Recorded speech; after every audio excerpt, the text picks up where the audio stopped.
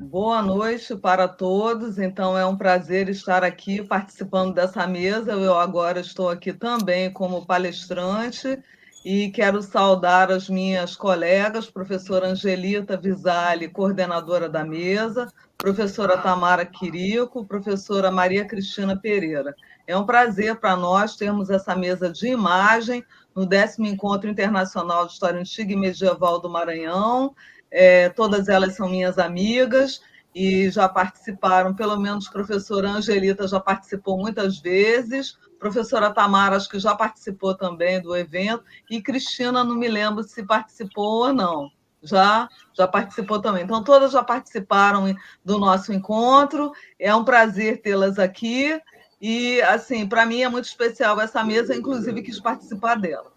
Então, passo a palavra para o professor Alex, agradeço muito a presença de todas, espero que todos aproveitem bastante essa mesa. Passo a palavra para o professor doutor Alex Silva Costa para dar alguns informes. Boa noite a todos e todas. Eu, em nome da coordenação do evento, queria informar que a lista de frequência desta mesa será adicionada transcorrido 1 hora depois da execução da mesma. Ou seja, a partir das 19 horas, nós estaremos disponibilizando a mesma para ser preenchida. Ao mesmo tempo, nós queremos dar um informe em relação à continuação da programação no que concerne aos simpósios temáticos, que será apresentado pela plataforma Google Meet e não por esta que nós estamos agora. Então, fiquemos atentos, os links já estão disponíveis no nosso Instagram e também nas cartas de aceite. Tenham todos, então, uma boa mesa. Eu passo novamente as minhas considerações e a palavra à professora doutora Angelita, que vai coordenar esta mesa. Bom, primeiramente, boa noite a todos e a todas. Gostaria, né, de agradecer a coordenação do evento pelo convite, pela confiança, inclusive, em passar a coordenação, mesmo estando aqui com uma das coordenadoras do evento, nossa querida Adriana. É um prazer dividir essa mesa com a querida Tamara Quirico, eu acho que nunca estivemos numa mesa juntas, né? A Maria Cristina, né, que já é conhecida de muitos anos, é sempre um prazer muito grande vê-la, dividir esse espaço, e parabenizar a todos do evento, né, e a todos os envolvidos, os que organizam, os alunos envolvidos, né, que é sempre bom lembrar. Eu sempre tive um prazer muito grande em participar do evento presencialmente. O São Luís do Maranhão entrou no meu coração a partir dos eventos, né, que a Adriana organiza. Então, tenho um maior carinho em participar aqui nesse lugar. Então, como nós precisamos iniciar as atividades, e já com um pouco de atraso, eu vou ser um pouco mais sintética na apresentação das nossas colegas, né? E para que, inclusive, possa ter condições de a gente ter um tempinho ao final, para que possamos fazer, abrir possibilidade de perguntas, comentários, né? Entre nós ou com o público. Eu não sei como tem sido a dinâmica do evento. Infelizmente, eu não pude participar até o momento por conta da quantidade de atividades de começo da semana, é bastante difícil aqui de trabalho. Bom, nós vamos começar a nossa mesa com a apresentação da professora Tamara Quirico. Professora Tamara Quirico é da Universidade do Estado do Rio de Janeiro e leciona no Departamento de Teoria e História da Arte dessa universidade. E é especializada em arte cristã, tem uma grande quantidade de trabalhos publicados que conhecemos, inclusive, gostamos muito. E, bom, sem mais muitas delongas, professora, eu vou passar a palavra, né, colega, a passar a palavra para que possa fazer a apresentação do seu texto. Muito obrigada, Angelita. Obrigada, Adriana, pelo convite. Agradeço. É muito bom estar aqui de novo com Maria Cristina. Né? Mês passado nós estávamos juntas, né? Hoje novamente, embora online. E eu só queria já começar pedindo desculpas, porque eu não estou em casa, né? As vantagens de eventos online.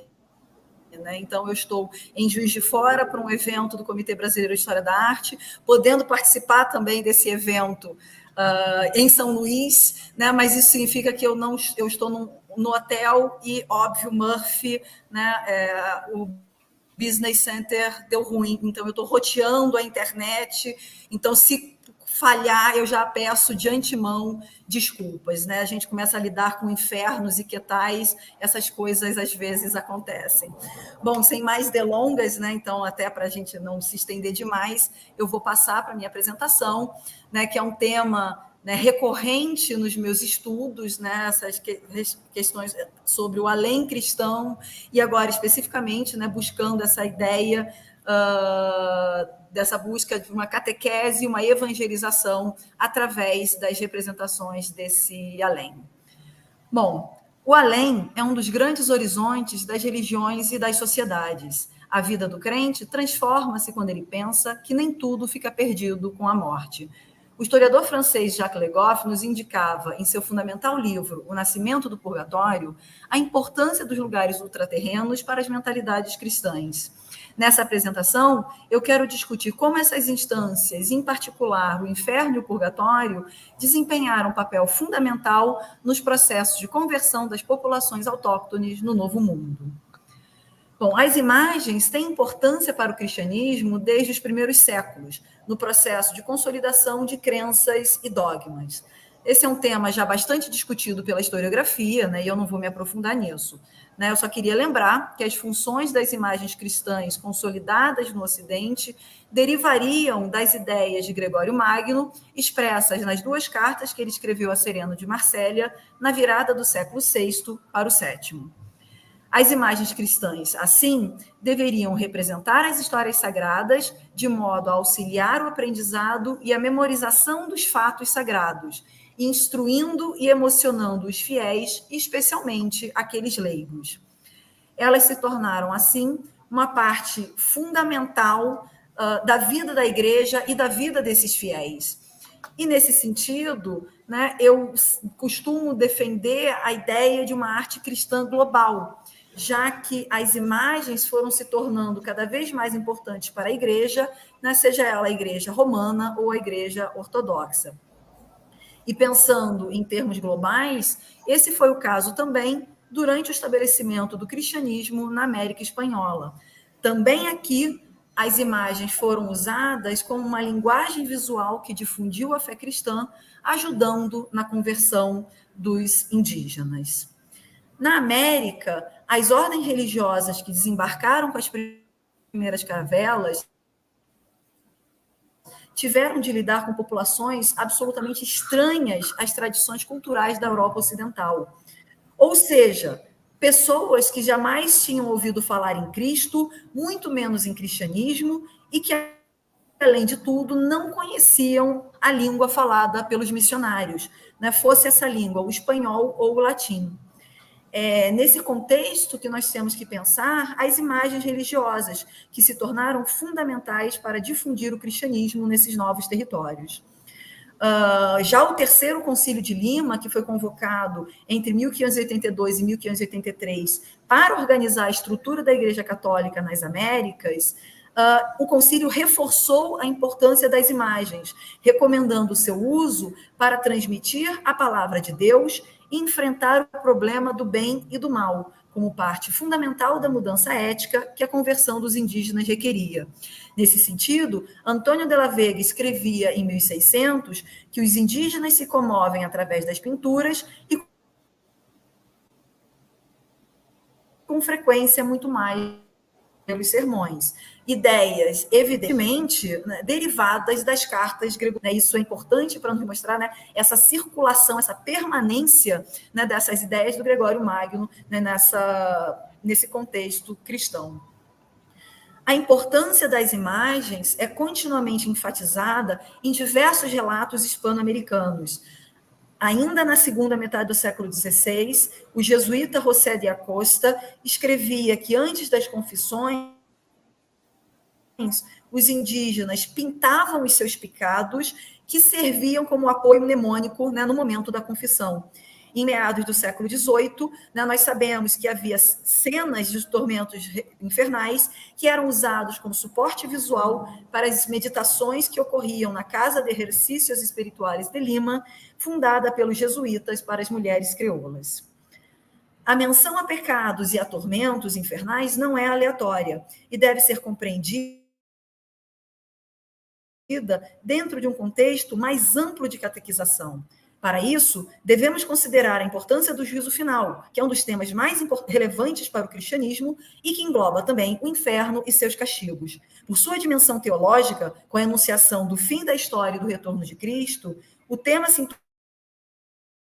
tornou um dos mais importantes instrumentos de conversão e doutrinação da Igreja. Suas representações, assim, possuiriam uma função social e individual bastante peculiar. Elas deveriam suscitar nos fiéis o temor do julgamento e do destino do homem após a morte, e especialmente após o fim dos tempos. Eu sempre defendi a relevância do juízo final nos processos de catequização e de reforço da fé. E dentro dessa noção de arte cristã global, essas representações podem ser encontradas em praticamente todas as regiões em que nós tivemos a penetração do cristianismo, não importando o contexto geográfico ou o recorte temporal.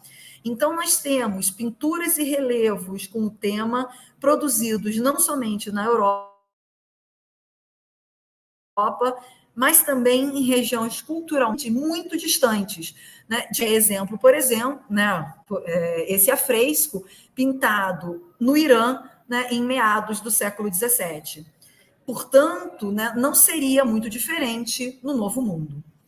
Nos territórios da América Espanhola, o tema do juízo final vai ser representado normalmente em pinturas que decoram o interior das igrejas, num amplo recorte espaço-temporal, desde meados do século XVI até as primeiras décadas do século XIX.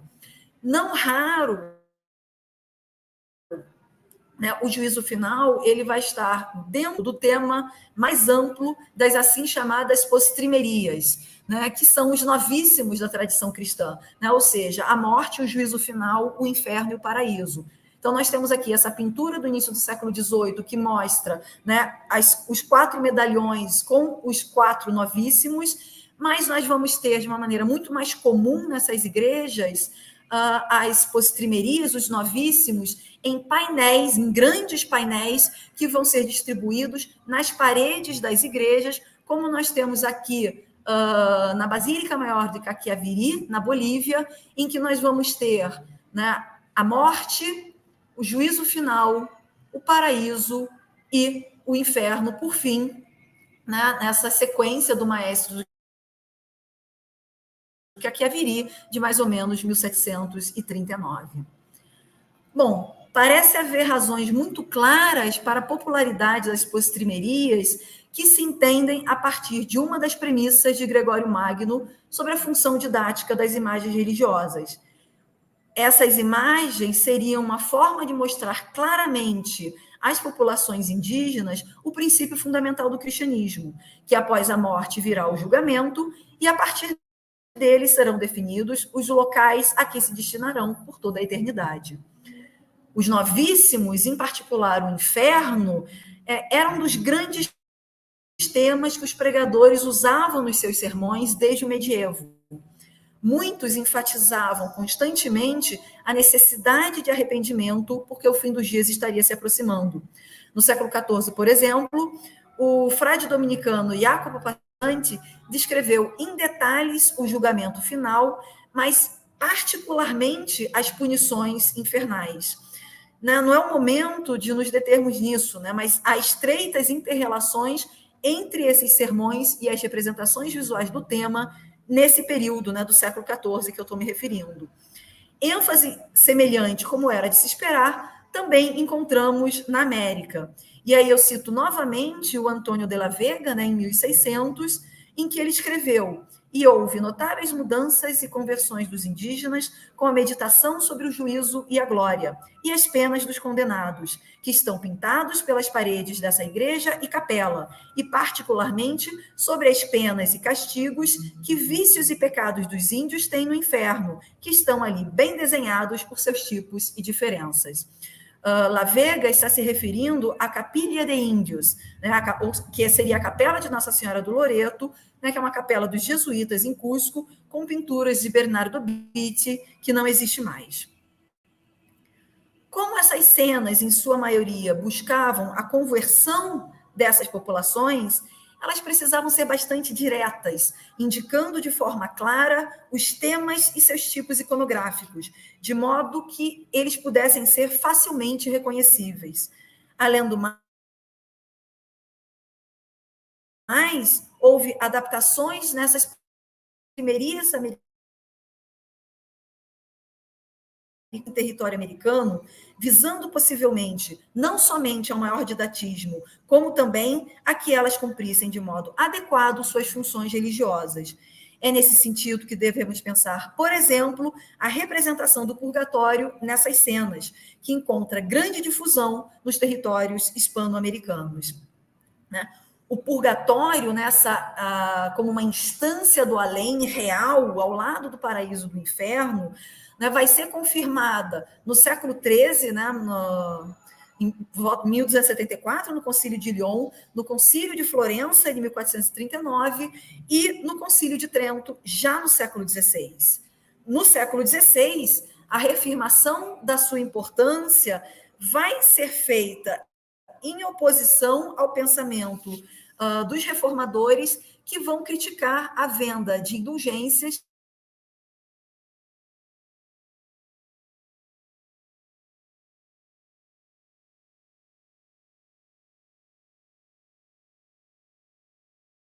e respaldo nos textos escriturais. A doutrina tridentina vai reafirmar que as almas receberiam alívio, ou seja, indulgências, através do sufrágio dos fiéis, como, por exemplo, a celebração de missas.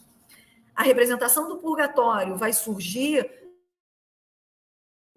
em pinturas do século XV somente, com o tema do juízo final, né? Englobado no tema do juízo final, mas ele nunca vai se difundir exatamente na Europa. Né? Nós temos algumas exceções, e eu vou trazer aqui novamente uma que eu sempre mostro, que eu acho absolutamente fascinante, que é o afresco de inícios do século XV, que fica na igreja da Santissima Annunziata, né, no sul da Itália, na cidade de Sant'Agata dei Goti.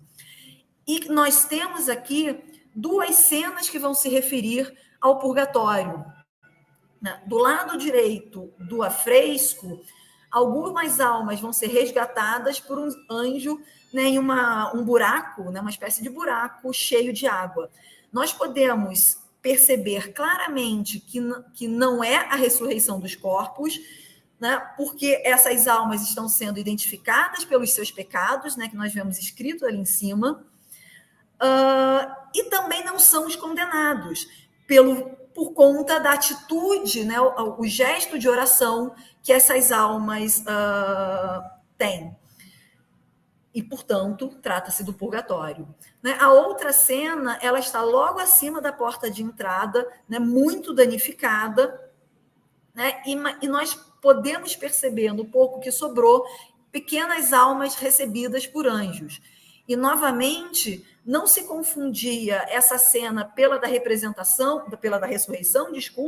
representada logo acima à esquerda, né, e a gente vê ali, né, um túmulo com uma figura que ressuscita, porque no trecho que não foi destruído dessa ceninha, tem uma inscrição claramente relacionando essa cena aos sufrágios pelos mortos, promissas pro elemosina.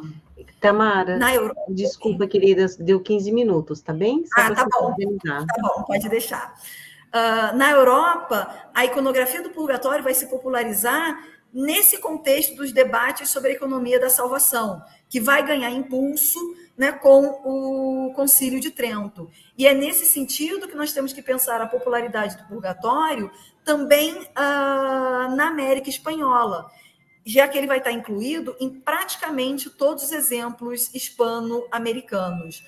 Na América, além do mais, a gente tem que pensar que a sua inclusão também se deve a questões didáticas, mas não podemos esquecer o papel dessas imagens no processo de reafirmação da fé católica. E, portanto, né, como eu já comentei, elas precisavam ser bastante diretas, indicando de forma clara os temas e os tipos iconográficos, de modo que eles pudessem ser reconhecíveis e cumprissem as suas funções religiosas. O purgatório, portanto, enfatiza a possibilidade da remissão dos pecados após a morte. As pinturas americanas vão representá-lo como uma caverna em chamas, onde almas em gestos de oração são resgatadas do fogo por anjos. E aí a gente vê aqui, né, como eles são... O purgatório é constantemente incluído nessas cenas, né, e a sua iconografia, por conta, né, do modo de representação, vai se diferenciar claramente da cena do inferno, que normalmente é representado embaixo, na extremidade inferior do painel. E nós temos duas pinturas que dão ainda mais destaque ao purgatório, né, em ceninhas do juízo final. Esse afresco em Tumbaco, no Equador, em que a gente vê que o purgatório domina a parte inferior da cena, e o painel de Pascoal Pérez, em que nós temos não uma, mas duas cavidades em chamas, em que nós temos as almas purgando os seus pecados. E aí a gente vê ali no canto, né, a menção à boca do inferno, né, como nós temos, né, em tantos exemplos medievais. E nós temos, por fim, um caso muito singular das postrimerias de Carabuco, em que o José López de los Rios vai substituir o painel da morte, né, em que a gente vê que ela está ali no cantinho da cena do inferno. Em vez do painel da morte, nós vamos ter uma grande cena totalmente dedicada ao purgatório.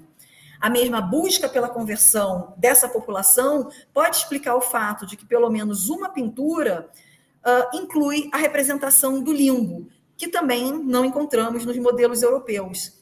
Se uma premissa teológica fundamental é de que purgatório e limbo deixarão de existir no momento do juízo final, uma vez que são instâncias temporárias de punição e espera, parece aceitável que a sua representação visual para enfatizar, o primeiro, a possibilidade de remissão dos pecados, o segundo, a noção de que os inocentes, ou seja, as crianças, não poderiam ser condenados por morrerem em pecado ou sem batismo. E essa interpretação visual das doutrinas pode explicar também a popularidade da pesagem das almas nessas pinturas, né? Porque a gente tem, em termos iconográficos, né, esse momento em que a sorte do fiel está sendo literalmente pesada. E a gente pode imaginar, né, a força dessas imagens, né, numa população pouco habituada às doutrinas cristãs. Bom, eu não vou tratar da circulação de modelos que da Europa chegaram ao Novo Mundo e que foram reinterpretados e adaptados pelos pintores locais. Né? Muitas vezes, os pintores americanos vão reelaborar esses modelos, inserindo elementos referentes ao seu próprio contexto religioso e social. E as pinturas, portanto, vão incluir personagens de todas as origens étnicas e classes sociais, enfatizando visualmente a noção de que o julgamento se dará para todos. Então, nós vemos índios, negros, brancos, mestiços, religiosos e nobres. A ênfase nos indígenas, que são reconhecíveis em algumas pinturas por seus traços físicos e pela indumentária, é uma questão essencial, né, nesses temas. Para o adequado cumprimento das funções religiosas, é fundamental que o fiel tenha a possibilidade de se reconhecer como uma das figuras dessas cenas, projetando-se entre os eleitos que se dirigem ao paraíso ou entre os condenados no inferno. E a particularização dos traços étnicos, sem dúvida, é uma maneira bastante eficiente de se alcançar isso. E aí, quase concluindo, né, eu queria destacar também que a demonologia também foi muito usada para diferenciar o cristianismo e as religiões pré-hispânicas, né, que eram cultuadas por essas populações. Então, conforme o discurso difundido pela igreja, na época, essas populações adoravam o demônio cristão sob a forma de seus deuses tradicionais.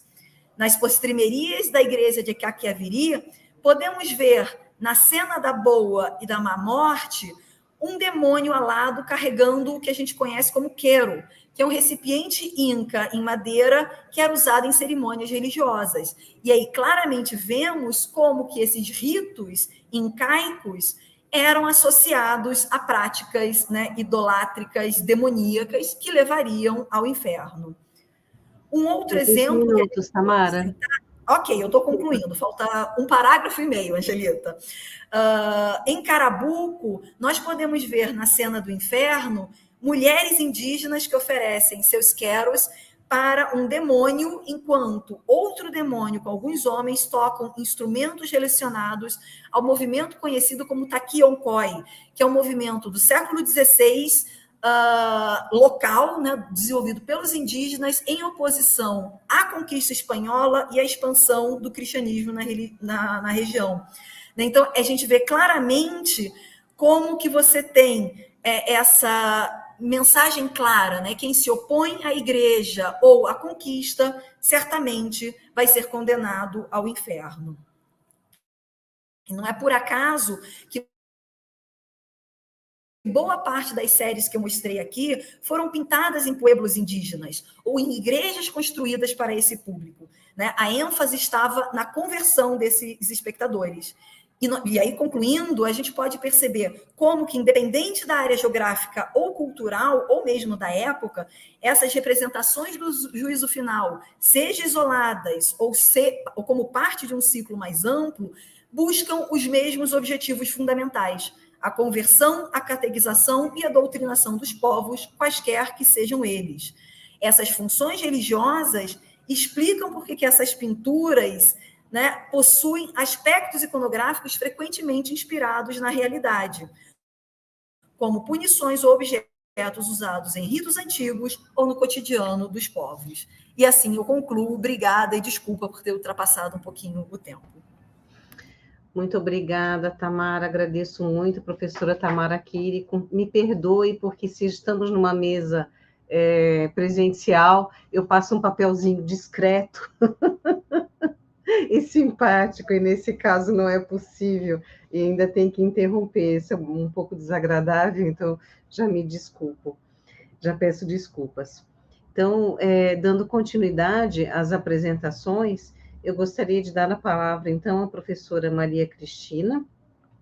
Professora Maria Cristina Corrêa Pereira, professora da USP, do Departamento de História, da graduação, da pós, coordena o Latim, o Laboratório de Teoria e História da Imagem e da Música Medievais, e o Laboratório de Teoria, História e Imagens, o QUIR, que eu ainda não conheço muito bem, mas tenho muita curiosidade de conhecer a produção desse laboratório.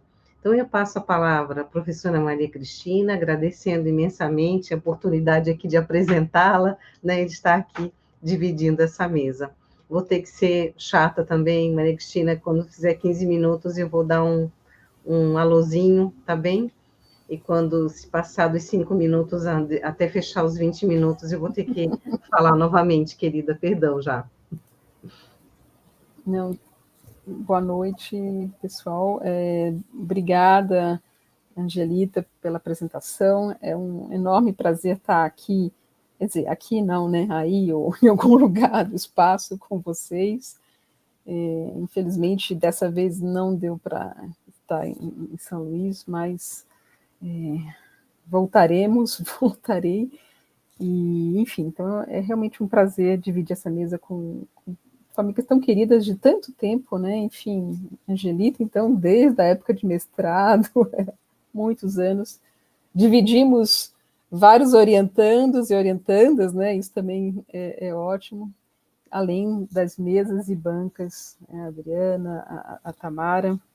Então, é um enorme prazer. Eu vou colocar aqui também meu cronômetro para não passar muito, para não passar do tempo, né? Vamos já assumir. Enfim, bom, então, esse projeto, na verdade, esse trabalho, né, é parte de um projeto que eu desenvolvo com financiamento do CNPq, de, enfim, pensar, né, as imagens de artistas ao trabalho. Né? A gente sabe que as referências aos artistas na Idade Média, né, embora não fossem nem de longe tão frequentes quanto no Renascimento, elas acontecem, elas são encontradas em documentos das mais variadas ordens, desde aqueles de caráter mais prático, né, como contratos, recibos, até documentos apologéticos, manuais de instrução, relatos de milagres. Enfim, a todos esses testemunhos escritos, a gente também tem que acrescentar as imagens, né? E principalmente as imagens que mostram os artistas trabalhando, né? Ou seja, efetuando, exercendo o seu ofício, e que, portanto, são imagens que não deixam dúvidas quanto à identidade desses personagens, desses artistas, como acontece muitas vezes quando a gente só tem um busto, né, uma pessoa em busto, sem nenhuma informação a mais. Então, a partir, né, de um levantamento de imagens de artistas ao trabalho, o meu objetivo, então, é buscar responder a questões do tipo o que motivava esses artistas a se figurar assim, ou seja, trabalhando e não só em busto, quais eram os recursos figurativos utilizados, que diferenças e semelhanças, né, podem ser levantadas entre as representações textuais e as iconográficas dos artistas, se havia diferenças e quais eram nos modos de representação de mulheres e de homens artistas, e por aí vai. Então, eu pretendo responder a essas e outras questões por meio de diversos dossiês, mas aqui, hoje, eu trouxe apenas um deles, que diz respeito, então, ao lugar, né, em que os e as artistas são figurados. O título que eu propus é, evidentemente, irônico, né? Eu chamo de ateliê, mas, na verdade, não, é muito complicado falar em ateliê para a Idade Média, e a gente vai ver que, em geral, se trata de um lugar indefinido, né? E esse dossiê, então, ele se divide, né, ele se subdivide em duas partes, na verdade, né? Então, a primeira é o lugar do artista na imagem, e o segundo é o lugar da imagem do artista. Ou seja, no primeiro caso, eu vou trabalhar com a iconografia, né? Então, o artista está no exterior, está no interior, está numa igreja, numa habitação. Qual é esse seu, entre aspas, ateliê? Né? E no segundo lugar da imagem do artista, então eu vou trabalhar com questões mais relacionadas tanto à dimensão material quanto à própria organização da imagem, né? Ou seja, se é uma gravura, se é uma pintura, se é um afresco, se é uma miniatura, por exemplo, está no interior da página, está na margem, etc. Então, essa é a minha proposta. Bom, começo, então, apresentando o meu dossiê, né? Então, ele se compõe atualmente, isso é provisório, esse número certamente vai crescer ainda bastante, esse projeto ainda está numa fase inicial. Então, atualmente, eu tenho 76 imagens, a grande maioria delas em livros, né, em livros manuscritos. Da mesma forma, em relação ao tipo de ofício exercido, ao tipo de arte, a grande maioria é a pintura, e também uma quantidade importante são homens. Né? Desses homens, um pouco mais da metade são laicos, entre os eclesiásticos, na verdade, eclesiástico no sentido bem amplo do termo, né? Na verdade, a gente tem São Lucas e monges, né? São os dois grupos mais importantes. Em suma, A gente poderia dizer, a partir dessa amostragem inicial, que o artista medieval representado trabalhando é um pintor, homem laico, digamos assim, né? Então, o mais frequente. Passo, então, aos lugares, né? O lugar do artista na imagem. A maioria das imagens, elas mostram o artista no interior de algum espaço, ou seja, num ambiente construído com a presença de piso, parede, janela, né? Isso ocorre em quase 60% dos casos. O grau de definição desse ambiente ele vai variar, né, principalmente em relação à cronologia, ou seja, quanto mais recente a imagem, quanto mais do final da Idade Média, maior atenção a mimeses e, portanto, maior quantidade de detalhes. Isso é particularmente visível, perceptível, na série das 13 imagens de São Lucas, né, São Lucas pintando a Virgem, como a gente vê aqui. Apesar de ser uma lenda que tem início em Bizâncio no século VI, né, no Ocidente medieval, ela ganha de grande difusão mais no final da Idade Média, ou seja, coincidindo com o gótico tardio, depois com o Renascimento, com o Barroco e, portanto, com imagens de um grande naturalismo. Inclusive, uma das imagens do Corpus mostra um ambiente não só rico em detalhes, mas mesmo um ambiente doméstico, onde a gente pode ver, inclusive, uma cama no canto. Aqui, nesse detalhe, fica mais fácil de ver. Interessante que mesmo no caso de São Lucas, né, que vai se tornar o patrono das guildas, das corporações de ofícios de pintores, não há imagens nesse momento que mostrasse algo parecido como um ateliê, né? E é diferente do que acontece com os escribas, né, em que é mais fácil que se represente um escritório, né? No caso dos pintores, esse ambiente é um ambiente mais doméstico, mais de uma casa, né? Nesse caso, claro, é um dos mais marcantes. Isso fica muito claro em um exemplo só que eu vou dar.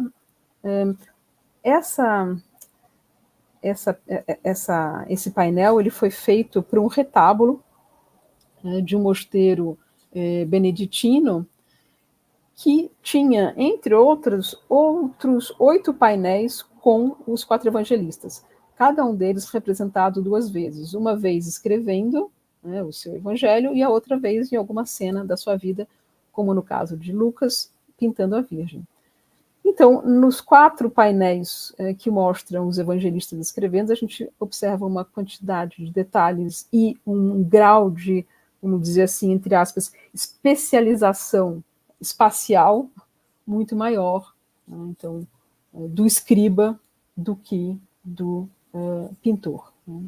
Há mesmo um móvel específico representado em minúcias.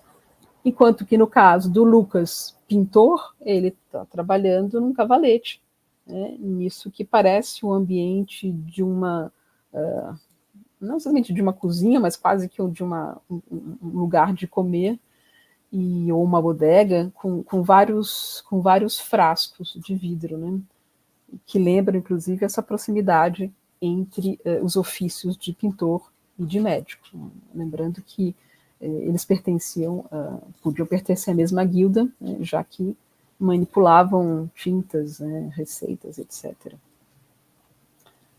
Bom, eu queria também sublinhar uma coisa muito interessante nesse dossiê, é que essa lógica que a gente pode chamar de cronológico-estilística, ela prevalece mesmo sobre uma lógica de gênero, né? Das 18 artistas mulheres do dossiê, somente uma é representada em um ambiente doméstico, com detalhes, né, como é muito comum para Lucas, né? É esse caso aqui de uma miniatura da Laodâmia pintando o seu marido Protesilau.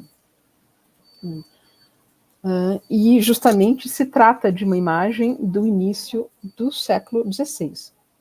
Ou seja, a gente não percebe nesse dossiê um cuidado ou uma preocupação de associar mulheres unicamente a ambientes caseiros.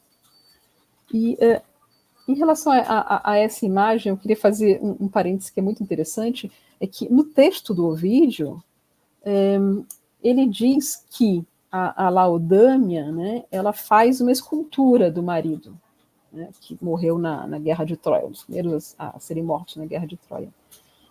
Só que o Jean Pichot, nessa miniatura, ele mostra a Laodâmia pintando, né, não fazendo uma escultura. Então é interessante que no mundo antigo, né, fazia sentido que um retrato fosse uma escultura, principalmente se a gente lembra do contexto funerário, por exemplo, né? Agora, no final da Idade Média, né, no início da modernidade, o retrato por excelência, ele é a pintura de cavalete. Assim como hoje, se a gente fala em retrato, a gente pensa logo em fotografia. Então, é muito interessante quase que essa tradução da ideia de retrato. Bom, então, voltando aqui ao nosso dossiê, das 50 imagens de artistas em ambiente interno, né, um pouquinho menos da metade, tem um referencial espacial completo, diria assim, com piso, paredes, às vezes, e teto, né. Só há mesmo, entre aspas, essa abertura da quarta parede para que nós, espectadores, possamos ver essa imagem, né? Então, num dos casos, eu trago esse daqui, por exemplo, em que a gente vê esses dois personagens. É muito interessante essa imagem porque não tem um pintor só, a gente vê dois, né? E o título, a legenda dessa imagem diz o seguinte: o sábio representa o louco representa o sábio. É claro que o sábio tem mais, digamos, tem direito a um aparato melhor do que o louco. Enfim, então, essa situação da gente perceber o lugar mais completo, a gente encontra em 23 imagens, e em outras 27 daquelas 50, né, esse ambiente interno, ele é mais sugerido, né, só sugerido, que reforça ainda mais essa ausência de um ateliê. E esse lugar sugerido, né, ele o é por meio do mobiliário, principalmente do mobiliário que o artista vai ocupar. Né. Então, a gente pode dizer que esse mobiliário é o grau mínimo desse ateliê. O espaço, de modo geral, é um espaço ornamental. A gente vê aqui, por exemplo, nesse caso do Pigmalião esculpindo Galateia, esse fundo absolutamente ornamental. Ou então, por exemplo, aqui com esse monge aplicando policromia numa escultura da Virgem, um fundo também ornamental com essas zonas de cor. Ou seja, a gente poderia dizer que, nesses casos, o lugar é abstrato, né? Ou seja, ele é marcado por uma ornamentação que destaca os atores, destaca, ou seja, o pintor, o escultor, destaca a imagem, destaca o mobiliário. Esse é o fundo, o fim desse lugar. Bom, e em 14 imagens, os artistas não estão no interior, mas estão no exterior. E é interessante, dessas 14, há 4 imagens de mulheres. Então, todas elas são manuscritos dessa obra do Boccaccio, as mulheres famosas, e todas elas são artistas da antiguidade. Talvez a presença da natureza quisesse indicar esse tempo passado, mas, de toda forma, isso mostra que reforça aquilo que eu falei antes, a não necessidade de uma vinculação entre mulheres e um ambiente fechado doméstico. E em 4 imagens, né, ainda sobre o lugar, existe uma referência arquitetônica nítida, uma igreja. Essas 4 imagens são imagens que mostram o pintor Teófilo, que estava pintando a Virgem quando o diabo o ataca e ele é salvo de cair pela própria imagem que ele está pintando. Então, como a gente observa aqui.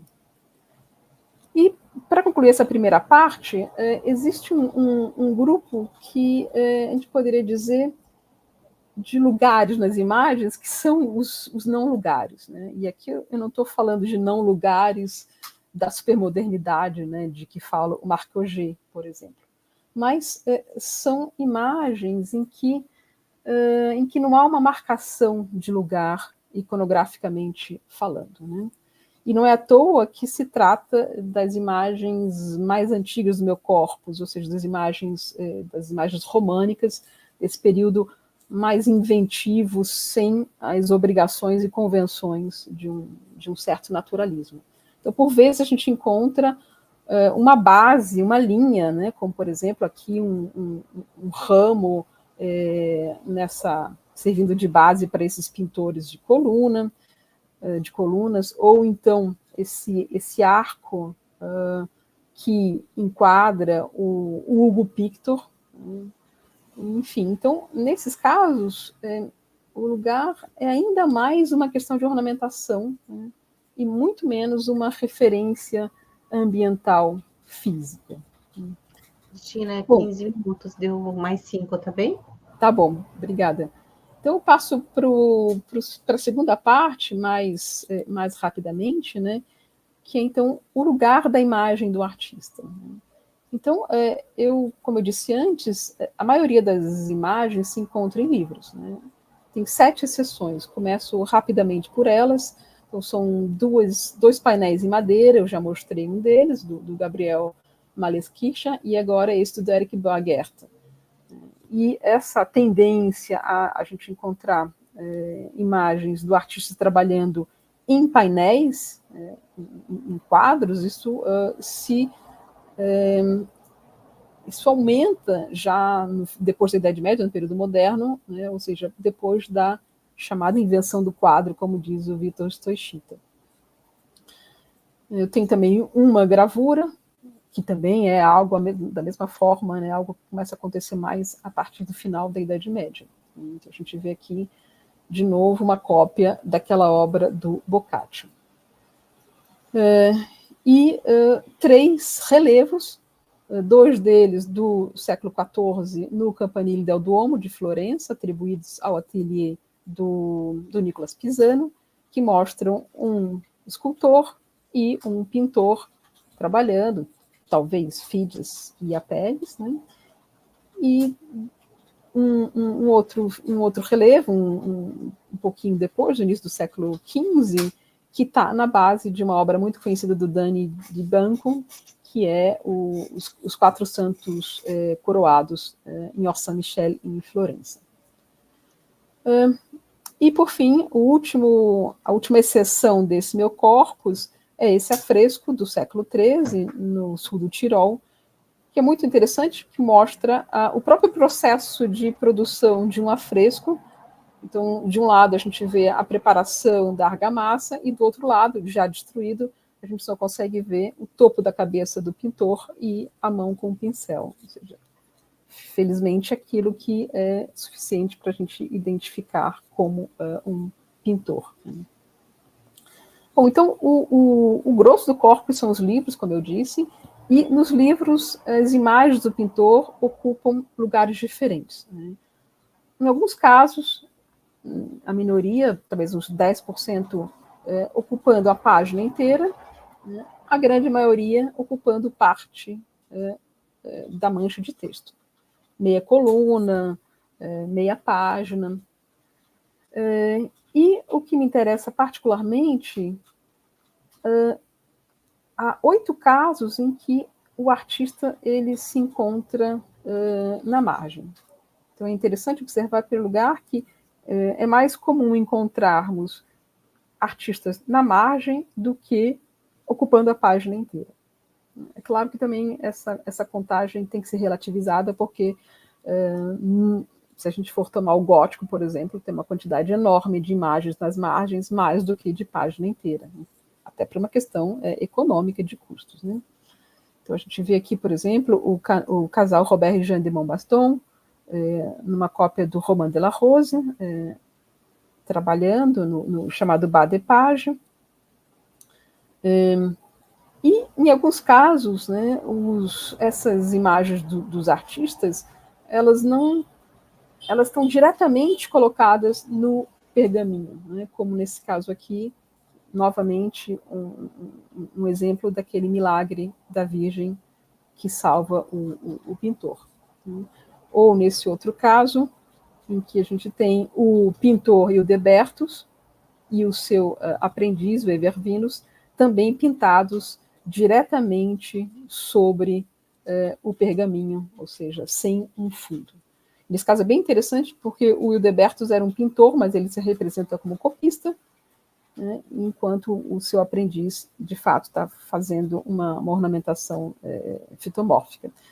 E é interessante que, na marcação de hierarquia entre eles, o Evervinus ele tem direito a um pseudo-lugar, né, um pseudo-ateliê. O Evervinus não, ele não tem nem base, ele está direto o banquinho dele, sem nenhuma marcação de lugar. Bom, já quase concluindo, eu sugeri antes, né, que algumas imagens mostrariam não lugares, né, para usar aquele conceito do Marc Auger, que que fala de não lugar para se referir a espaços não identitários, não relacionais, não históricos, né? Mas é interessante que isso só funciona do ponto de vista da iconografia. Ou seja, no nosso corpus a gente vê que as imagens podem mostrar não lugares, mas elas não estão em não lugares. Porque mesmo as margens, né, elas são um lugar importante do manuscrito e que existe na relação com o centro da página, na relação com a mancha do texto. Né? Elas ajudam a criar hierarquias, por exemplo. E mesmo em casos como esse daqui, essas imagens pintadas, desenhadas diretamente sobre o pergaminho, elas ajudam a reforçar a própria presença do pergaminho, ou seja, a própria materialidade do lugar em que elas se encontram. E, enfim, só para concluir, um último caso interessante do lugar que as imagens ocupam são as imagens que estão em letras iniciais. Então, elas podem estar no interior dessas letras, como aqui, né, no interior de um D, mas eles podem fazer essas letras, né, como a gente vê aqui, esse pintor fazendo a ornamentação da letra. E há outras situações em que eles fazem a letra no interior da letra, né, como aqui esse R, como esse S de sênior, como esse O. Então, também é um exemplo, um dossiê interessante para mostrar as lógicas de meta-imagem em cenas, os jogos com escalas, por exemplo, enfim. Então, já passei muito do meu tempo, eu concluo brevissimamente, quase com uma frase, né? A gente poderia dizer que se o artista medieval, né, ele não tem ateliê, ele tem a página, ele tem a letra, ele tem o pergaminho, ele tem o suporte. É isso, gente. Obrigada e desculpa, passei do meu tempo. Está perdoada, Maria Cristina, muito obrigada. Eu vou passar agora a palavra a Adriana Zirer, minha querida. É normal passar uns minutinhos, não tem problema, tá certo? Então, eu passo agora a professora Adriana Zirer, nossa querida organizadora do evento, né, em que estamos aqui presentes, professora da UEMA, da graduação, no Departamento de História e Geografia, trabalha com história, com literatura, com imagem medieval, organizadora e autora de várias obras, né, na área de história antiga e medieval, né, ativa no Brataíra. Então, assim, Adriana, não vou fazer descrição de currículo, porque não é o lugar, né, para uma das nossas colegas. Passo aqui a tua palavra, já me pedindo desculpas, né, pela descortesia de interrompê-la em 15 minutos. Tá certo, querida? Então, eu passo a palavra a você e depois aviso quando fecharmos 5 minutos, tá bem? Tá ótimo, amada. Então, mais uma vez, boa noite às minhas companheiras da mesa. Eu aqui estou com esse trabalho, não era esse que eu ia apresentar hoje, mas foi o que deu para trazer. Então, As Alegrias e Castigos no Além-Túmulo, na obra Vision do Chevalier Tondo, de Davi Albert. Pode passar. Então, é uma obra que eu trabalho já há algum tempo. Eu sempre gosto de começar com esses conceitos de imaginário, porque a gente tem que pensar que dentro do nosso público tem desde aluno do primeiro período. Então, o imaginário, para o Jean-Claude Schmitt, ele trata das relações dos seres humanos entre si, com Deus e com o invisível. E para o Jacques Le Goff, no seu livro O Imaginário Medieval, as fontes privilegiadas para esse tipo de estudo são as fontes literárias e artísticas. Pode passar. E aí a gente traz a imagem do Le Goff, esse livro. As viagens imaginárias, elas vêm de uma longa tradição que vem desde a antiguidade, com as viagens de Ulisses, Orfeu e várias pessoas.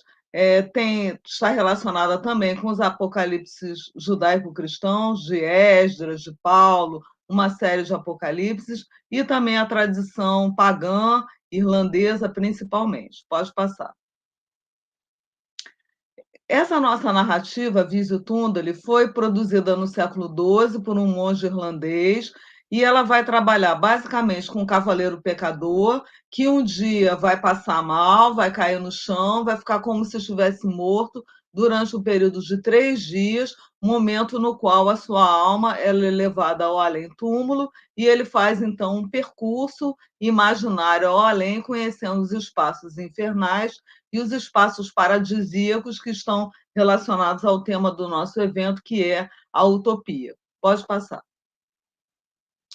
Essas visões, elas se configuram, né, as visões medievais se configuram como uma espécie de manual pedagógico da salvação, que eram produzidos pelos monges, considerados os mais puros da sociedade, que viviam nos mosteiros, teoricamente próximos dos anjos. Pode passar. Aqui nós temos um esqueminha muito bonitinho feito pela Solange, assim, ó, transmissão oral desses relatos. Muitas vezes eram transmitidos oralmente, tinham o objetivo da conversão de clérigos e leigos, eram produzidos por monges e se configuravam, como já dito antes, como manuais pedagógicos da salvação. Pode passar. A Visio Tundalo, ela teve uma ampla circulação durante o período medieval. Ela é considerada pelo Mattia Cavanha, um especialista nesse texto, como uma espécie de best-seller medieval pela quantidade de manuscritos e textos impressos que circularam tanto em latim quanto em vernáculo. Pode passar. Então, dessa obra que desconfigurou um pouquinho aqui as setinhas, né? A gente trabalha com um pecador que faz uma viagem ao além-túmulo. Nessa viagem, ele se arrepende dos seus pecados. Quando volta da viagem imaginária, ele relata a sua experiência, o que leva à regeneração de si próprio e à salvação, não só dele, como de outras pessoas que ouvissem ou lessem esse relato. Pode passar. Esse relato foi produzido por um monge irlandês que estava na Alemanha. Pode passar. E isso dentro do período da chamada Reforma Papal ou Eclesiástica, no momento que havia muita preocupação com o livre-arbítrio, com um comportamento, dos clérigos longe dos pecados, com a proibição de padres casados na igreja e tal. Pode passar. Essa parte a gente não vai ver as versões, nós temos a versão de Marcos, de 1149, uma adaptação de Vincent de Beauvais, que tem até a ver com a obra falada pela Maria Cristina, pode passar, Speculum Historiale. E aqui, nessa página, a gente vai se deter só um pouco para a gente ver quantas versões a Visão de Túndalo teve. Ela teve mais de 154 manuscritos em latim e ela também teve incunábulos, isso é, obras impressas em latim, obras impressas também em alemão, então foi traduzida para o francês, holandês, inglês, italiano, português, espanhol, esses idiomas todos. Então, por isso é que ela é essa espécie de best-seller. Ela teve uma imensa circulação, indo dos séculos XII ao século XVI, até Martinho Lutero conhecer essa obra e a citava nos seus sermões. Pode passar. E o Túndalo, então, ele, por ser um mau cristão, ele precisava, de acordo com a visão da narrativa produzida por um monge, se reeducar. Então, segue, pode ir.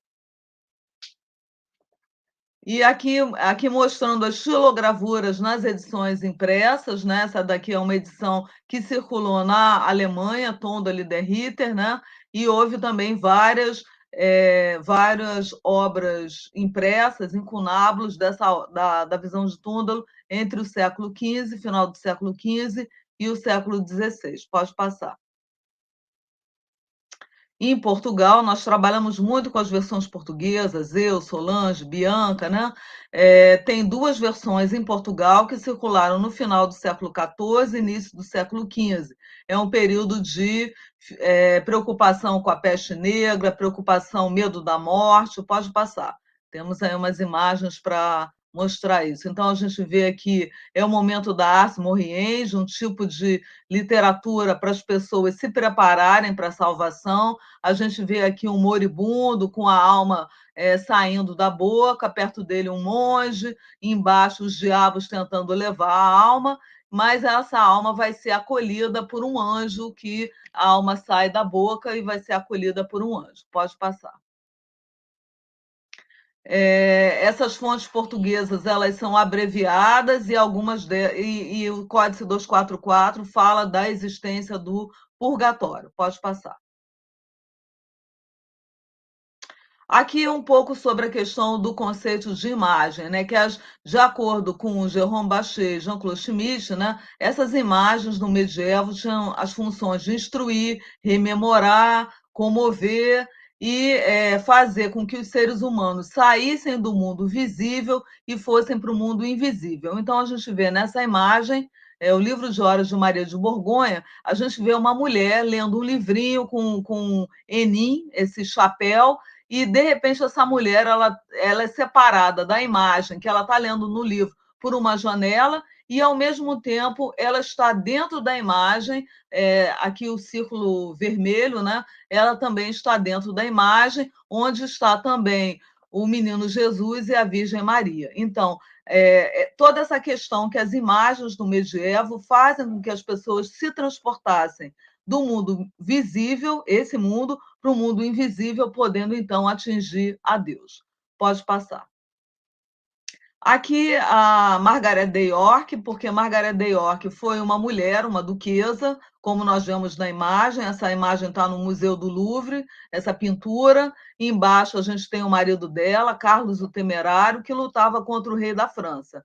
Margaret de York é de origem inglesa, é irmã de 2 reis da Inglaterra, e ela se casa com Carlos o Temerário numa aliança anglo-borgonhesa contra o rei da França.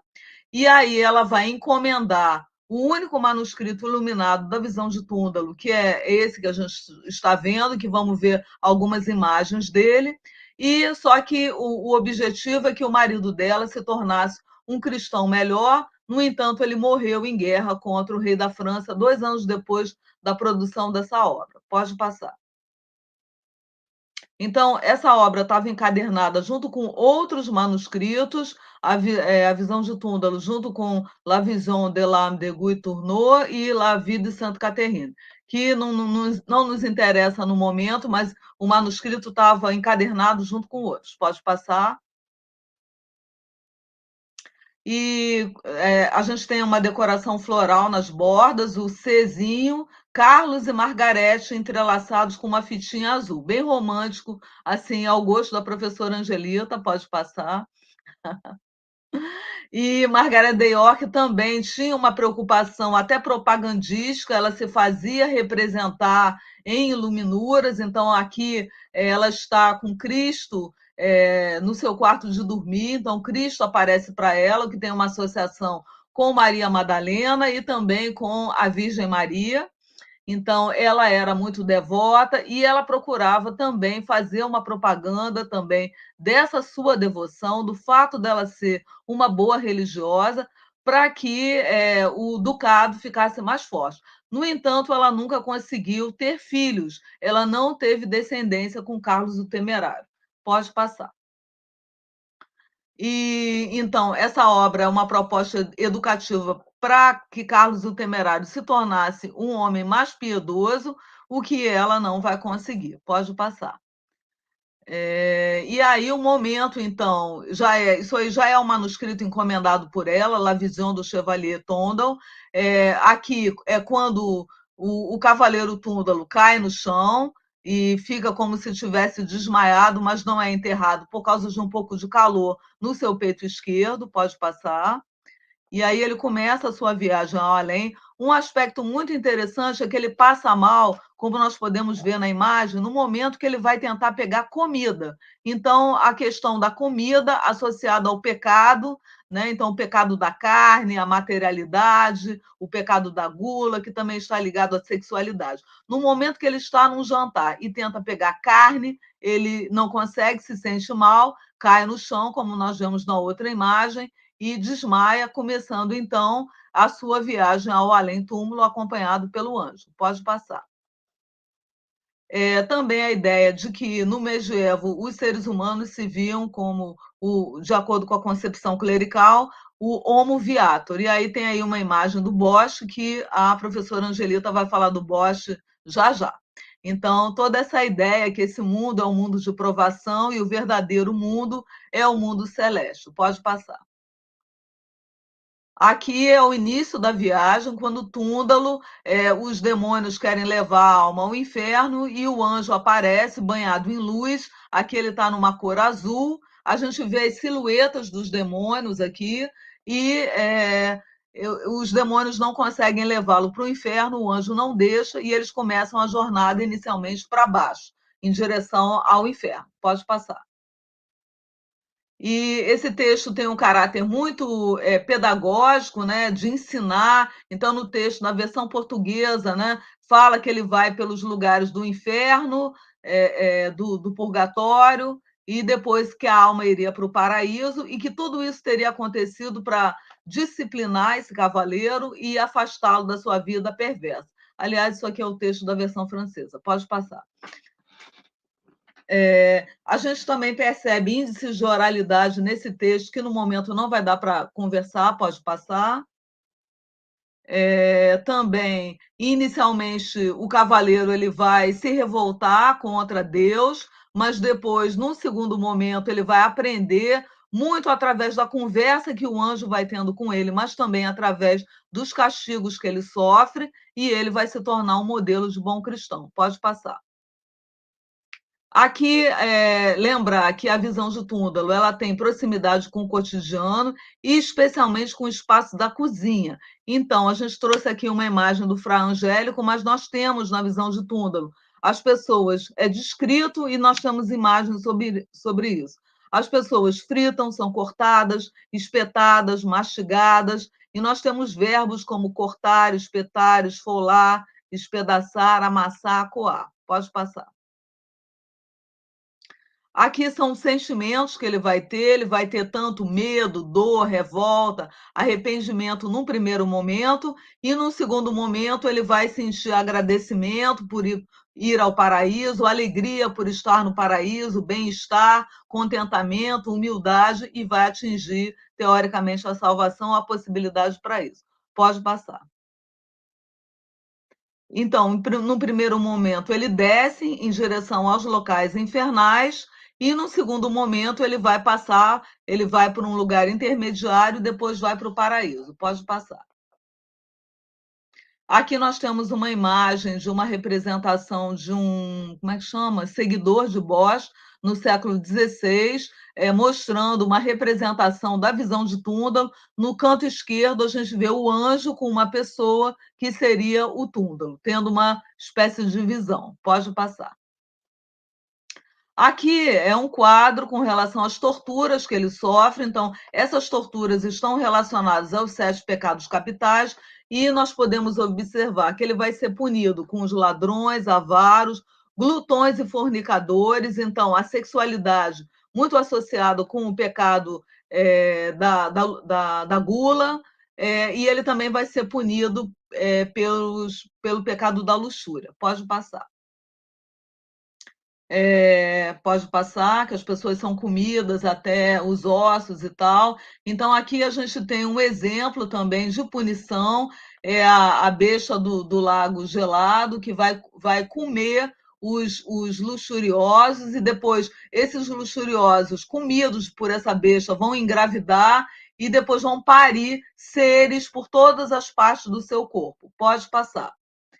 E o Bosch ele fez uma interpretação dessa representação. O Bosch conhecia essa narrativa, a visão de Tyndall circulou na Holanda, e aqui é uma representação da besta pássaro comendo uma pessoa e depois defecando essa pessoa. Isso aparece lá no carro de feno, tríptico de Haydn, né? Então, é uma das representações aí do... Eu acho que o Bosch se inspirou muito na visão de Tyndall. Inclusive, ao fundo, que tem ali uma espécie de casa que pega fogo, lembra muito uma das punições da visão de Tyndall, que é a Forja de Vulcano, a Casa de Fristin, locais que pegam fogo. Pode passar. Outras representações, ele passando por ponte, na qual os pecadores caem. Aí tem outra ponte que nós pode passar, outra ponte que nós vamos ver, ele passando com uma vaca que ele tinha roubado, e quem caísse da ponte seria comido por monstros que nós mal vemos, mas existem umas silhuetas de monstrinhos que comeriam os pecadores. Pode passar. Aí uma representação na xilogravura, numa das versões impressas, o Tyndall, antes de entrar na ponte, a gente vê melhor a figura dos monstrinhos, um outro pecador carregando um feno, né, que tinha roubado também, e o Tyndall com as mãozinhas juntas, assim, pedindo para o anjo: por favor, eu não quero sofrer isso, e o anjo dizendo: mas vai ter que sofrer para você depois se arrepender do que fez e não fazer isso de novo e tal. Pode passar. Então, Mais 5 minutos, Adriana. Manual de comportamento. Aqui a gente vê também um outro monstro, né? Então, como falado pela professora Tamara, os monstros muitas vezes representados como a boca do inferno. Então, a boca do inferno é uma representação medieval do inferno, associado com Jonas e a baleia, elementos bíblicos, né? Que nós temos o monstro Leviatã. Pode passar. Mais uma das punições. Esses monstros está associado com 2 heróis irlandeses que estão na boquinha desse monstro. Pode passar. Eu quero chegar no paraíso. Aqui é a casa de Fristin, o forno, que tem uma certa associação com as pinturas de Bosch. Podemos seguir. Pode ir. Aqui a questão do diabo, porque Tyndall chega até o inferno, lá ele encontra a figura do diabo comendo também as pessoas. Então, mais uma vez, essa coisa da alimentação, de comer. Pode passar. A representação, então, das impressões sensoriais ligadas aos órgãos dos sentidos. Pode passar. Essa salvação ela está relacionada a um processo de aprendizagem, então ele vai aprender a lição e se arrepender dos seus pecados. Passa. E, finalmente, Tyndall, aqui a estruturação de como que é a Visio no século XV. Então, tem o purgatório, o inferno, depois uma espécie de limbo, onde as pessoas têm alguns sofrimentos, e depois o paraíso propriamente dito, dividido em 3 muros. Pode passar. E aqui mostrando essa representação edênica dos locais mais paradisíacos, pode passar.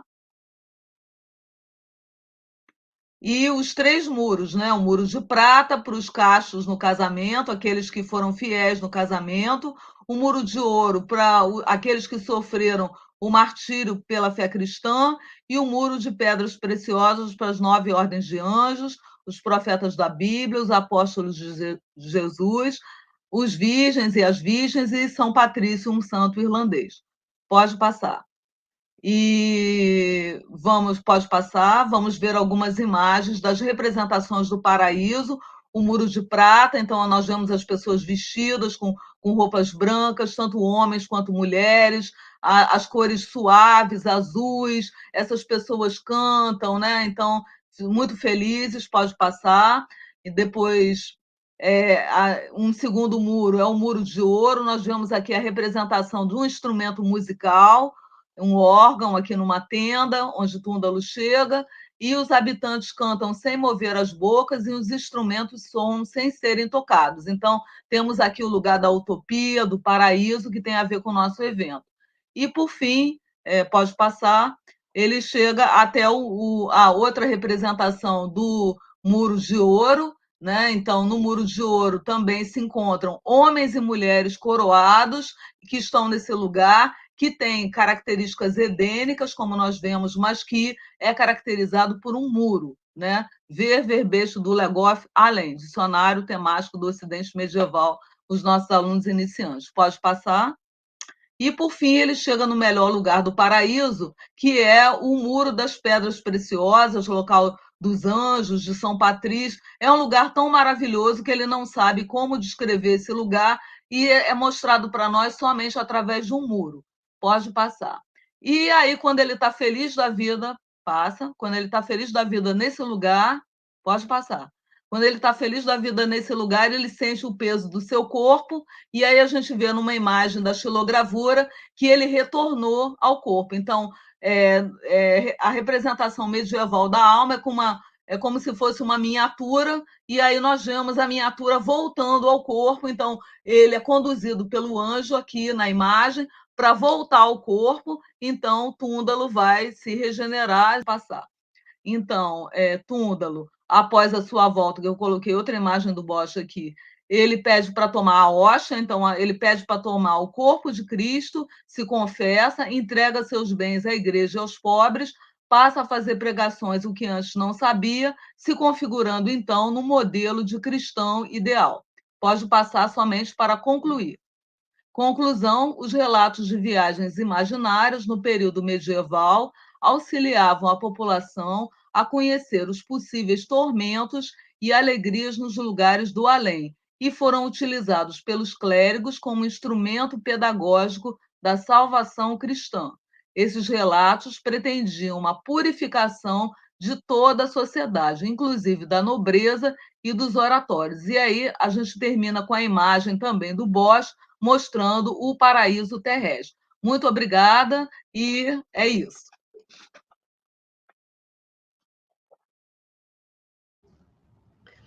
Obrigada, Adriana. Adriana, nem precisei avisar no finalzinho, terminou no seu tempo justo, olha que coisa linda. Então, primeiramente, eu quero agradecer a oportunidade de estar na banca com essas 3 mulheres, na banca, né, na mesa com essas 3 mulheres, e dizer que eu já estou aprendendo muito, né, quantas coisas aqui já me foram acrescentadas. Então, eu quero primeiramente agradecer pela oportunidade de estar dividindo essa mesa com vocês.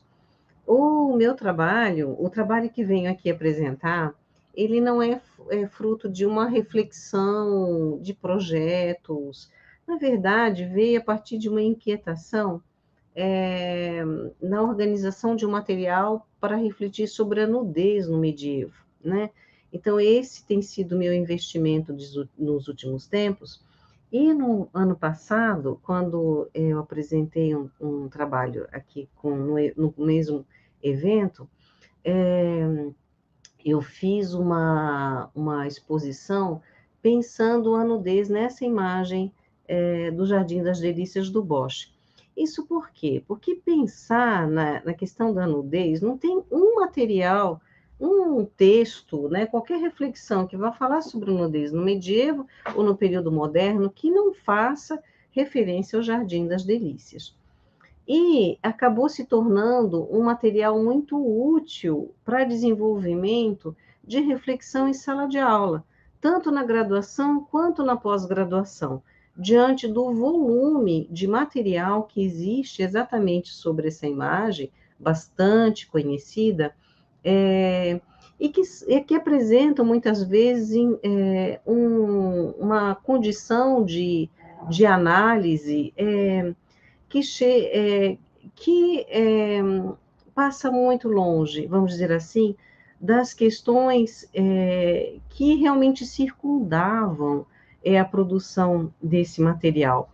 Eu não me apresentei, porque a pessoa que é folgada, né, já não se apresentou, mas para as pessoas que estão aqui nos ouvindo, meu nome é Angelita, eu sou professora da UEL, da Universidade Estadual de Londrina, trabalho com história medieval, né, fiquei muito tempo na senda do franciscanismo e agora, né, tenho pensado bastante sobre questões da nudez que me foram, inclusive, inspiradas a partir das imagens franciscanas, vejam só. E aqui eu tenho, né, já que temos, né, segundo a Adriana, muitos alunos, eu espero que, mais do que resolver questões, que a gente possa trazer problemas, né, para que isso possa trazer inquietações na avaliação, na observação das imagens. Para não fugir muito do tempo, que agora é que eu vou começar, tá, Adriana? Eu fiz alguns recortes no meu texto que eu acho que na verdade, de todo jeito, vão propiciar um sentido. Eu vou apresentar, para que eu tenha controle sobre os slides aqui, já que eu vou passar por eles, por uma parte deles muito rapidamente, provavelmente eu não vou vê-los, né? Então, só vou ver a minha tela, porque eu vou precisar compartilhar, tá certo? Então, vamos lá.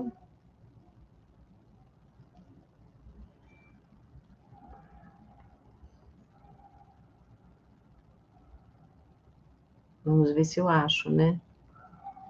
Esse é um outro problema, porque antes eu não tinha achado. Só um momentinho, tá? Por isso que é bom ele passar. Oi? Por isso que é bom ele passar. Fica mais Ai, fácil. mas é ruim, porque alguns eu vou passar bem rapidinho, porque eu fiz uma... Se eu não conseguir, eu peço para ele, tá bom? Uhum. Porque, Angelita, é tudo em sequência. Tem comunicação, sessão de comunicação que tem 8 pessoas. E as Eu já sessões de estou levando comunicação vão de 8 às 10. bronca, né? Já estou levando bronca. Peraí, Professor, você vai apresentar, aí vai compartilhar a tela. Certo, já olhei aqui já seu compartilhamento. já iniciou? Já, agora Vocês você não... pode... Isso, Vocês estão vendo? Vocês estão vendo? Agora vai entrar. Isso, foi. Ótimo. Muito bem, então. Eu vou passar, fazer uma introdução e vou passar por uma parte do texto. Pois bem, eu parti de uma brincadeira, fazendo um jogo de palavras, ver e olhar. Ver e olhar, no caso, essa imagem do Bosch, que é o Jardim das Delícias. Isso porque vamos considerar a sutileza do emprego dos verbos. O ver, a gente exercita no emprego da visão. Olhar, nesse caso, vai implicar numa percepção mais atenta a detalhes, associações, a análise, inclusive na percepção da imagem no seu ambiente. O olhar estimulado pela percepção cristã da nudez, do sexo e pelas narrativas que envolvem o último julgamento, por muito tempo fizeram desse retábulo uma releitura criativa, praticamente, do último julgamento. A partir de um exercício de ver os painéis, sem a preocupação primeira de decodificação, nós podemos levantar questões que, por fim, possam nos aproximar das intencionalidades da sua produção, o que nos leva ao olhar. Essa que é uma das questões maiores dos esforços dos historiadores. Esse é o quadro, esse é o retábulo, que é bastante conhecido, e por isso mesmo eu vou me permitir, diante do tempo muito curtinho, passar por esse que seria o primeiro momento dessa nossa observação, que seria o ver. Essa imagem é de muito fácil acesso, então eu aconselharia, inclusive, que os nossos observadores viessem, né, procurar e observar a imagem para entender, inclusive, o que a que me refiro quando nós falamos sobre a questão de ver e do olhar, né? Então, o que vemos, de fato, enquanto imagem fechada, enquanto imagem aberta. Aqui você tem o retábulo no espaço dispositivo no museu em Madrid. Você tem uma possibilidade, né, pela internet, ter uma condição de zoom e de detalhamento que, inclusive, foge a boa parte das condições de visualidade que tinham as pessoas da sua época. Então, é interessante que mas que possibilita um outro tipo de análise com pormenor que o período mesmo não possuiu. É uma imagem que ela tem 2,20 m por 3,89 m. É uma imagem bastante grande. O modo como ela está exposta, inclusive, no Museu do Prado, em Madrid, é aberta, né? O retábulo aberto. Isso faz com que, inclusive, se perca grande parte do que a gente chama de performance no momento da abertura desse painel. Pois bem, a partir do exercício do ver, o que estamos vendo? A gente vê rapidamente, né, na parte aberta do painel, na parte esquerda, uma cena da criação de Eva, sendo apresentada a Adão por Cristo, ocupando mais ou menos um terço da imagem, e grande parte da imagem, exposição de um jardim com animais imaginários e reais, e estruturas, vamos dizer assim, diferentes, que não dizem respeito à produção humana, mas que implica num espaço sobrenatural. Passando rapidamente, a gente tem, né, na imagem central do retábulo, que é a maior de todas, a imagem que, inclusive, dá nome ao quadro, que seria o Jardim das Delícias, que é o grande nó para a maior parte dos observadores, para a maior parte dos pesquisadores. Por quê? O que você tem aqui é uma quantidade enorme de homens e mulheres, todos jovens, né? Quase todos nus, brincam, pulam, saltitam, comem e fazem sexo, né? Então, é um espaço, uma apresentação de uma abundância de prazeres, vamos colocar desse modo, certo? E no painel, aqui são detalhes, né, das imagens às quais vocês, inclusive, tenham acesso não muito difícil, né, aliás, bastante fácil, que demonstra, vamos dizer assim, imagens bastante peculiares e mesmo bizarras, expressão que não tem aqui uma conotação pejorativa, porque, inclusive, são expressões que foram utilizadas para definir a própria pintura logo depois da sua elaboração, junto exatamente a sensação de entusiasmo, né, e de fascínio pela própria imagem, né? Então, são homens, mulheres, brancos, negros, muitas frutas, muitas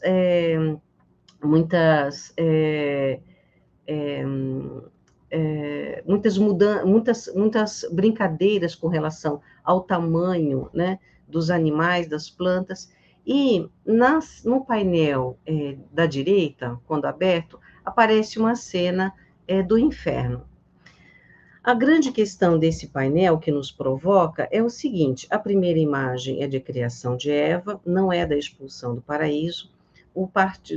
A parte central do painel é uma exposição de abundância de prazeres, né? Tanto de natureza sexual, quanto com relação ao alimento, as brincadeiras, os jogos, a conversa, a juventude, né? Para depois uma cena do inferno.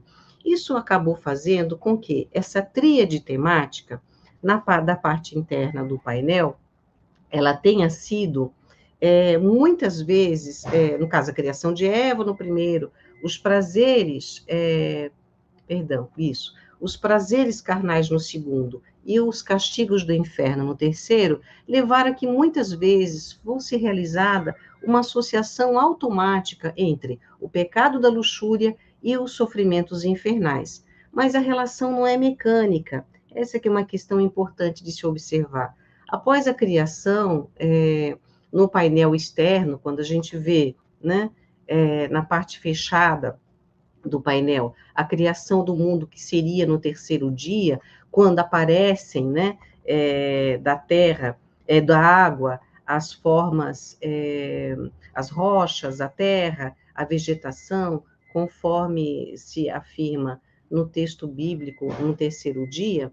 Pois bem, após a criação nesse painel externo, no painel interno você tem o primeiro casal no Jardim do Éden, você tem da aba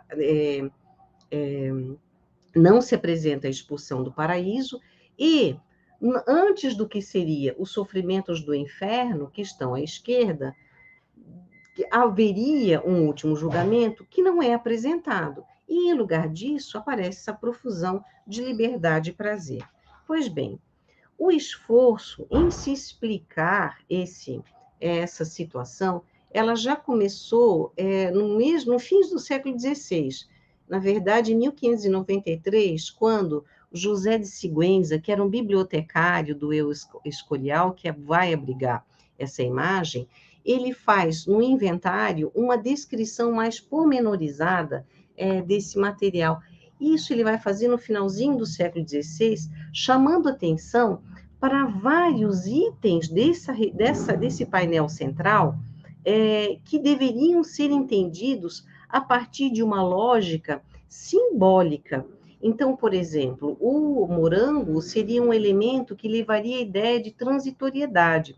Ora, o Sigüenza, no finalzinho do século XVI, corte do Filipe II, né, uma pressão sobre as imagens que pudessem, inclusive, receber essa mácula da inquisitorial, né, da mácula da heresia pela Inquisição. Então, o Sigüenza faz um esforço enorme para tentar decodificar essa imagem, principalmente a imagem central do painel do Bosch, para que pudesse liberá-lo de uma mácula, né, como herege ou como alguém que fizesse qualquer proselitismo à sexualidade, à liberdade sexual e por aí vai. Pois bem, a gente não tem como encontrar, inclusive, só para dizer isso, então, praticamente o Sigüenza, ele inaugura uma forma de avaliar a imagem do Bosch, que acabou perdurando, inclusive, até o período contemporâneo. E isso, segundo um outro artista, um outro historiador da arte, o Hans Belt, é completamente absurdo, porque não existe coerência interna entre o que seria a cena do paraíso e o painel do inferno. Essa associação ela não é possível de ser feita. Isso por várias razões. Vou indicar somente duas. Uma, né? Essa cena central, ela não apresenta praticamente objetos feitos pelo homem. Então, as construções, as estruturas que aparecem, por exemplo, elas são sobre-humanas. Não existem objetos cotidianos, não existem roupas, são mínimos, que inclusive não cabe aqui, a gente não tem condição de falar muito sobre eles. Mas então, isso acontece num espaço sobre-humano, que na literatura, muitas vezes, foi relacionado a um mundo pré-diluviano, que é uma coisa muito complicada, na medida em que não existe referência ao mundo, mas exatamente a um espaço irreal, um espaço utópico, onde você tem abundância, né, de prazeres e convivência num espaço de jardim, onde há uma variedade imensa de frutas e de animais e de plantas e de pedras, né? A gente aqui não vai ter como relacionar, mas nós temos, inclusive, números que tentam localizar a quantidade de espécies que são retratadas nesse espaço. E, enquanto no inferno, é exatamente a punição, ela passa, né, por objetos que fazem parte, tanto para indicar os lugares sociais daqueles que sofrem, né, como para né, indicar usos, né, ou abuso dos homens com relação a objetos terrenos, que seriam exatamente instrumentos bastante criativos de tortura no espaço do inferno. Então, você tem, inclusive... Lembrando a professora dos seus 5 minutos restantes, viu? Muito obrigada, querida. Então, por exemplo, no espaço do inferno, existem referências à própria visão de Túndalo, existem referências, né, a outros universos literários, a tradição oral. E, bom, a questão não passa por não identificar esses elementos e referenciá-los à literatura, à tradição oral, a outras imagens. O problema é tentar encontrar uma coerência interna dentro desse painel que não tem condição de ser encontrada. Uma questão importante que nós chamamos a atenção é que os dois painéis primeiros, eles apresentam um espaço de jardins. Essa foi uma primeira inquietação que acabei encontrando, e encontrando suporte literário em Michel de Certeau, no Santiago de Beruete, que vão falar exatamente sobre o espaço do jardim como espaço que se associa a essa ideia de coleção, como vai ser muito forte nesse período final do medievo e início do período moderno. Vamos pensar assim: jardins que agrupam possibilidades estéticas, oriundas de referências de origem literária, de tradição oral, de referências múltiplas. Enfim, o jardim é um espaço que permite uma chamada enciclopédica.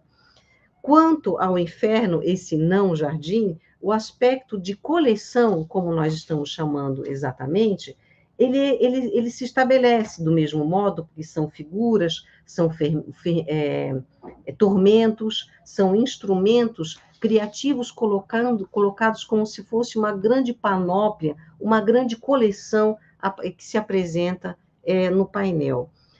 Eu estou chamando a atenção disso porque, quando nós vamos pensar para onde esse painel ele foi dirigido, ele foi muito provavelmente, como indica a literatura, ele foi produzido até o ano de 1516, e ele aparece em 1517,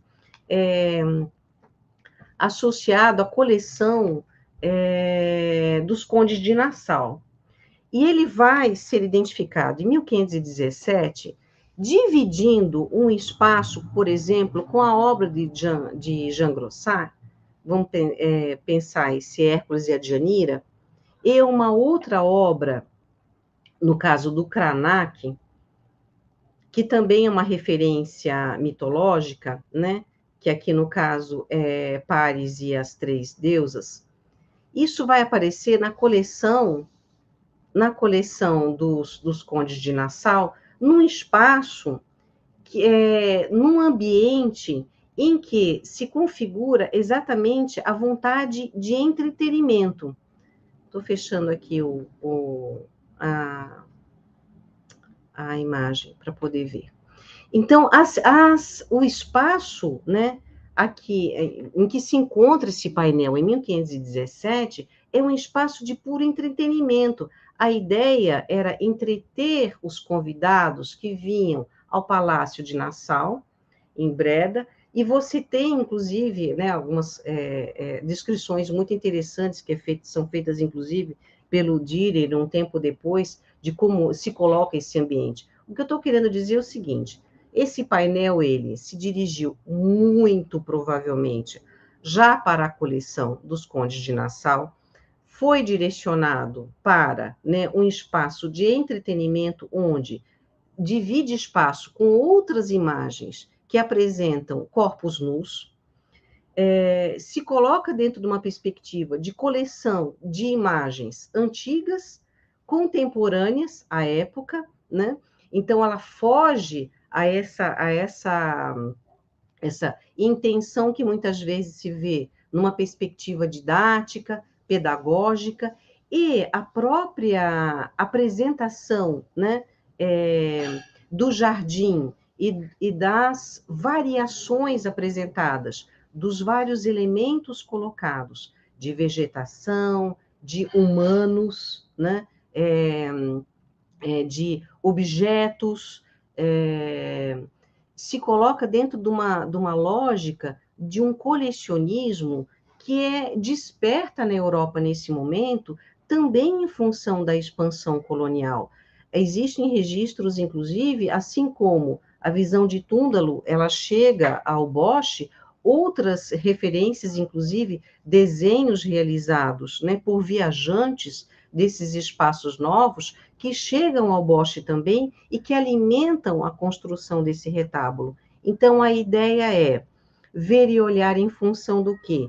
Ver no sentido de se desnudar, né, fazendo até um próprio trocadilho, de preconcebidos, né, de preconceitos, não no sentido pejorativo, e tentar avaliar qual o sentido que pode ter a imagem, né, principalmente a partir, levando em conta uma historiografia que, mesmo recente, tende a fazer uma associação imediata entre nudez, sexo e pecado e julgamento, né? Inclusive em imagens que não possibilitam essa coerência, né? Levando em conta a sua própria, os próprios elementos colocados, a própria distribuição dos elementos colocados na obra e questões importantes para os historiadores, quando nós pensamos a destinação, né?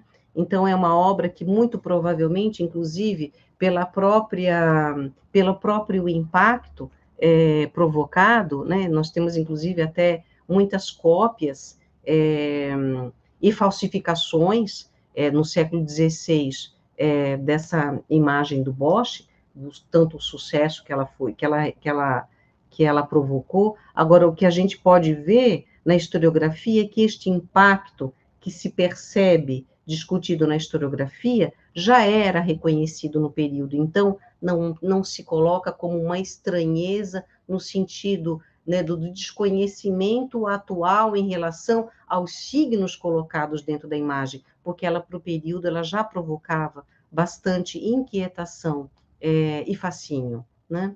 Então, a ideia é essa. Não tenho aqui muito mais tempo para me delongar, só gostaria de agradecer aqui a oportunidade e dizer, né, principalmente aos nossos alunos que estão aqui nos ouvindo, que estejam bastante atentos a essa mágica, né, que muitas vezes as imagens, elas acabam proporcionando no sentido de, né, na nossa sanha do entendimento, na nossa vontade, né, de compreendê-las, de dar sentido, de que acabamos forçando um pouco a que elas digam coisas, né, que não fazem sentido para o momento da sua própria produção, tá certo? Então é isso, gente, muito obrigada. Eu agora, né, eu não sei como, Adriana, a gente pode fazer isso. Agora a gente vai concluir a mesa. A gente vai, infelizmente, teremos que concluir, porque já deu 8 horas, então a gente não vai poder ter o tempo para o debate, porque nós temos as sessões de comunicação, que começam agora às 20 horas e vão até às 22 horas, não é, querido Alex? Exatamente. Então, nós vamos agora até às 22 horas. Exato. A minha sugestão, então, Adriana, é de repente disponibilizar, né, para quem eu vi que tinha algumas perguntas para mim, para Maria Cristina, né, eu disponibilizo o meu e-mail para quem quiser, né, escrever para a gente poder conversar. Eu acho que vai ser um prazer continuar trocando essas ideias com os estudantes, com o pessoal que estava assistindo a gente, né? Tá ótimo. E lembrando também que as professoras têm Instagram, têm rede social, que vocês também vão encontrar, tem os textos maravilhosos dessas 3 professoras, tem uma produção maravilhosa, não é, querido Alex? Então, Exatamente.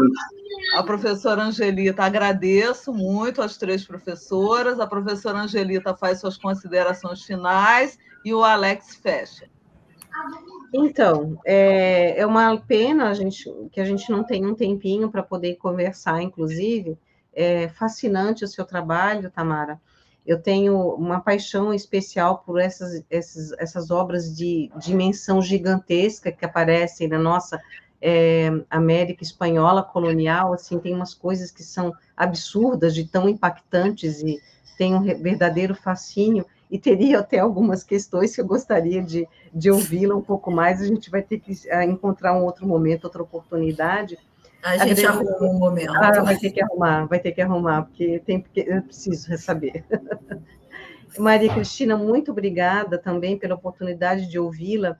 Né? Eu estava observando as suas imagens, assim, o dossiê que está sendo preparado, ele vai ser muito importante, não só para os pesquisadores, mas como uma oportunidade, inclusive, de uso didático, né, nos nossos cursos de graduação. Isso vai ser vai ser muito bom.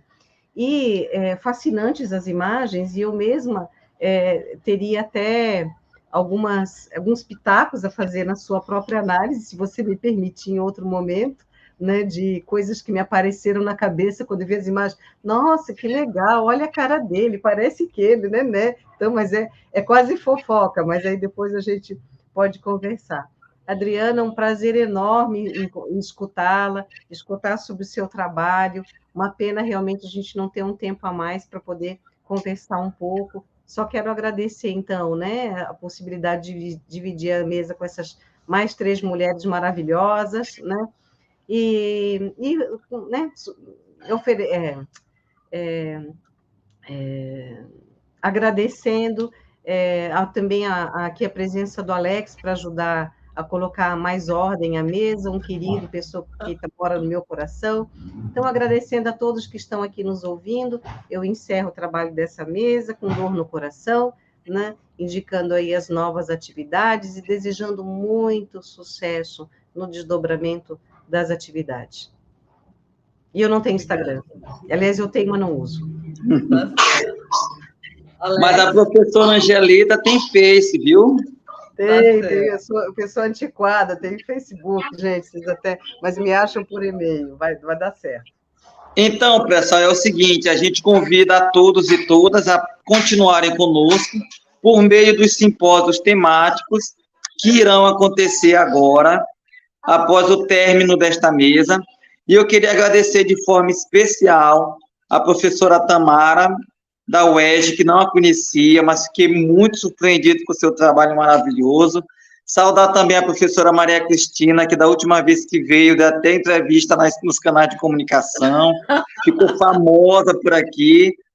E não tem como eu esquecer a minha eterna orientadora, né, que é a professora Angelita, que mora no meu coração, e a minha primeira orientadora, que é a professora Adriana Zira.